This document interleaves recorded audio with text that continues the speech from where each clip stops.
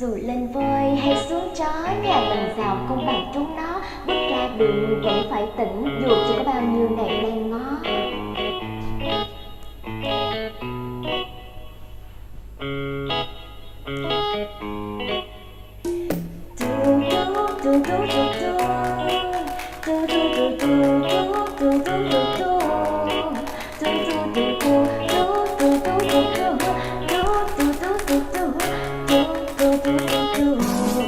Quan trọng đây là thân thái, quan trọng đây là con gái. Bao giờ thì luôn đúng, chẳng có gì phải sai. Quan trọng đây là thân thái, khi mình đi là con trai. Dù người ta gọi mình ai cũng chẳng có gì để sai. Tốt hơn là mình biết thân thái nằm đâu. Tốt hơn là mình biết thân thái đậm sâu. Tốt hơn là mình biết thân thái nằm đâu. Biết thân thái nằm đâu. Quan trọng vẫn là cái thần thái, quan trọng vẫn là cái thần thái. Ai cần chê cứ mặc kệ, mình cứ ngồi có gì phải ngần ngại. Vì mình đẹp chỗ nào tự mình biết, mình xấu chỗ nào tự mình biết. Cái gì của mình tự mình quyết, để tâm làm gì mấy lời không cần thiết. Bởi cơ bản xã hội thì tuy bất kể là chuyện lớn hay là việc li ti, mình làm gì đi nữa thì họ cũng nhiệt nghị. Thế nên kệ đây thì đâu mà suy nghĩ. Quan trọng nhất không phải ở bề ngoài, xấu đẹp trên nắng thì cung dài. Mình đang chơi hay đứng gần ai mà quan trọng là quan trọng đây là thân thái, quan trọng đây là con gái. Bao giờ đi luôn đúng, chẳng có gì phải sai. Quan trọng đây là thân thái, thì mình đi là con trai. Dù người ta gọi mình ai cũng chẳng có gì để sai.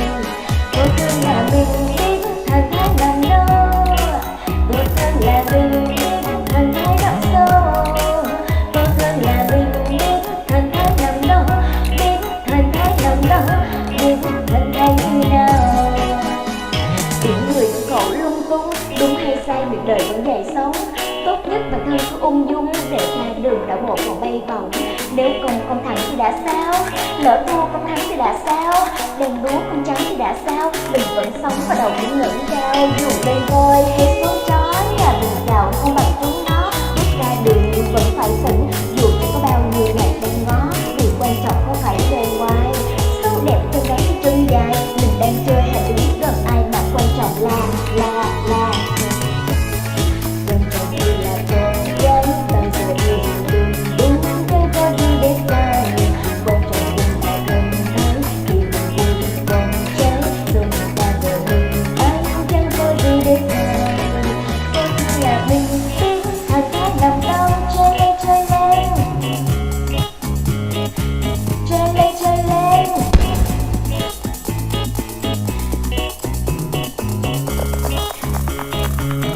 Ai không chơi anh em tôi chơi, yeah.